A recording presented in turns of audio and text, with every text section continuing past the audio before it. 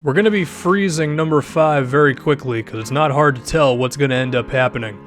So player 1 is Kevin Durant in this situation, and player number 2 is Rudy Gay. Now credit to Rudy Gay for improving defensively over the years, but I would not credit the guy as being much of a defensive player. And then the other guy who could potentially be in Kevin Durant's way in this situation is Pau Gasol, who has become kind of a joke with his ability to defend in the open space sometimes. So, as you might expect, not much resistance for KD as he attacks the basket on that one. Given that that's number 5, it's safe to say there were not a lot of games played on this night. This is the greatest play I've ever seen. Portland Trailblazers incorporate all 3 of their best players into one play: Damian Lillard, CJ McCollum, and Jusuf Nurkic.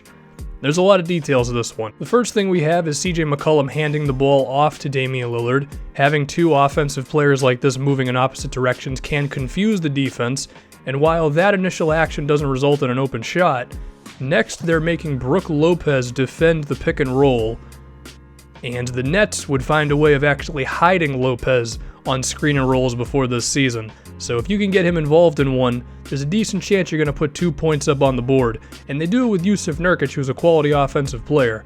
And then the last bit of this play, as Lonzo Ball provides actually really solid help defense, is that CJ McCollum is wide open. So either McCollum or Lillard were going to score on the initial action with this play. Nurkic could score rolling to the rim, or as we see here, CJ McCollum is wide open. That is a hell of a play by Terry Stotts, as Nurkic would then finish it up and in. That's the type of offense you need. Ways to incorporate all of your best players and have multiple options rather than just like specific plays for one particular player. Here we have LaMarcus Aldridge posting up on Draymond Green. Draymond is a hell of a defender and a hell of a post defender, but LA does have a bit of size on him and he still is a very good jump shooter. But the one thing that could have prevented this is we're actually going to look at Kevin Durant underneath the basket here. He's defending Kyle Anderson, and Anderson has already gained some leeway on Durant, given that he is on the other side of the paint. At this point, if you're Durant, you might as well just go and provide the help, because you're not going to be able to get over to Kyle Anderson anyway. And even then, I'd rather double-team Aldridge and force Anderson to beat me anyway. Now for number 2, Steph Curry commits the act of what I like to call falling down, and then Danny freaking Green of all people just dunks on Kevin Durant. I'm not even going to pause or do anything. Let's just appreciate Danny Green throwing down a dunk like that one. And now for our final one, Damian Lillard going for the game. Once again I ask, why is Evan Turner in there?